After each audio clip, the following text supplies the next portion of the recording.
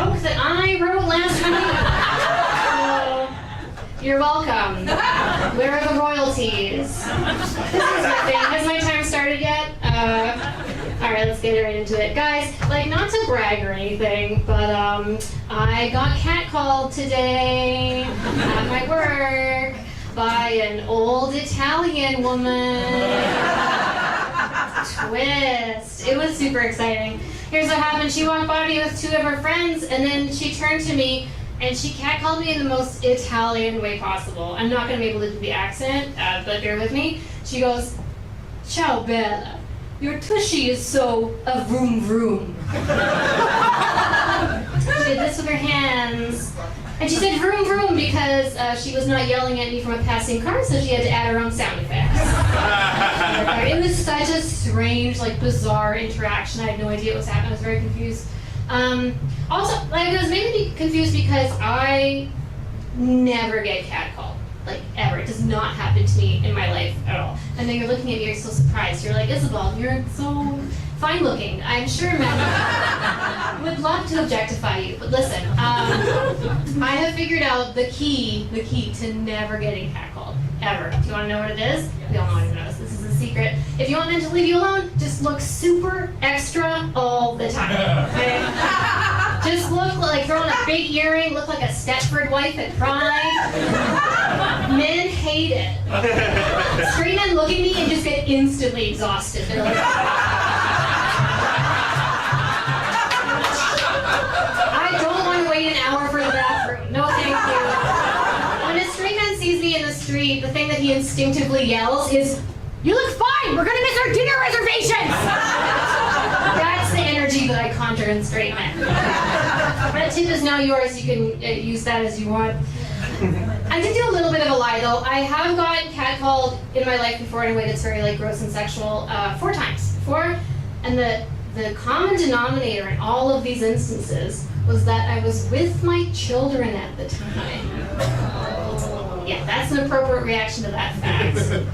And I've given this a lot of thought because it's so strange. Like, why does this happen? Why did this happen? I think I figured it out. I think I know what was going on in these men's heads when they did that. They looked at me and they saw me with my kids and they were like, "Oh yeah, she's had sex."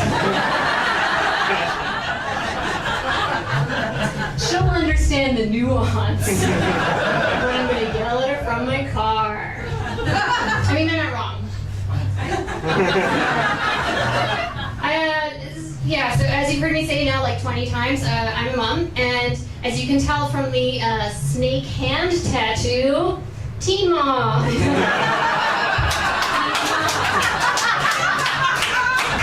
yeah.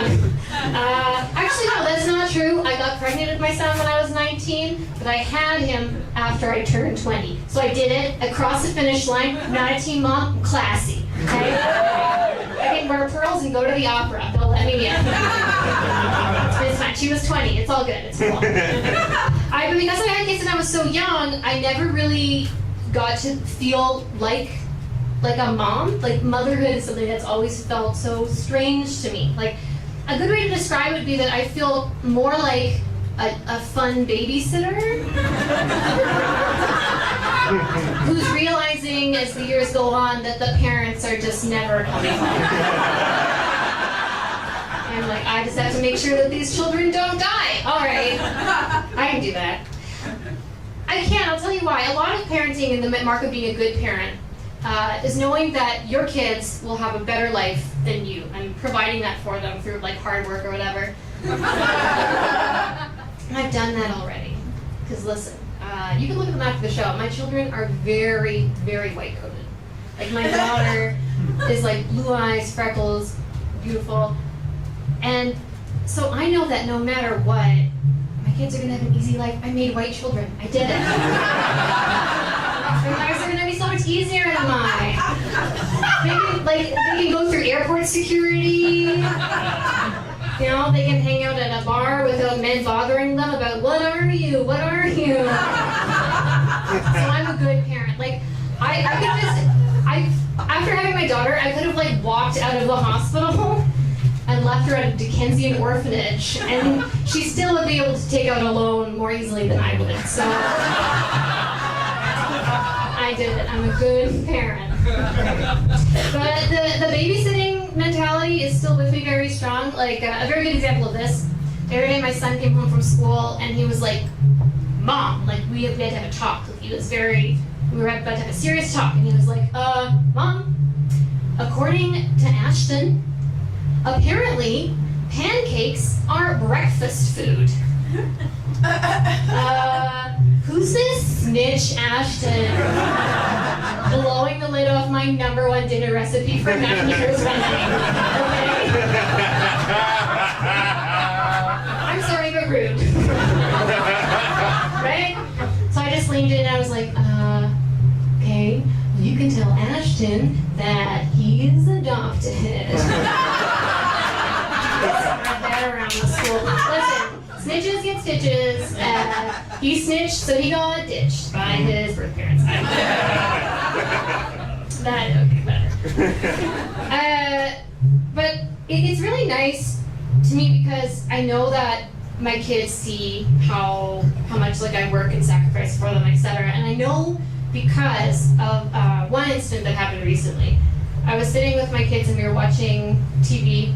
We were watching a nature documentary, and we were watching a tarantula fighting with a tarantula hawk, which is a type of wasp. You all knew that. It's common knowledge. And the tarantula hawk was trying to sting the spider so it could like paralyze the spider and lay its eggs inside of it so that the eggs would hatch and then eat the spider from the inside. You know, like stuff you watch as a family together with your children, right? So we're watching this, and my son looks over at me, and he puts his hand on my arm, and he goes, "You would do that for us, right, Mom?"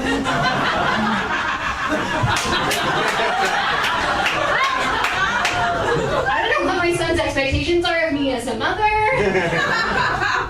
Okay, listen, you're looking at me like you're like, what a bad parent. But okay, let me just say, I would 100% lay my eggs in a tarantula for my children. I would do that, I would. But I draw the line at having eggs laid in me and being eaten from the inside out. You're like, there's so much judgment in your eyes. It's just like, what a bad mother, oh my God.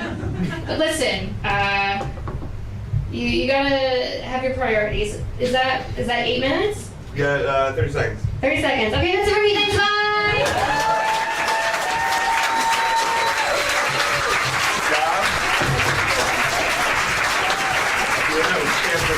Stop.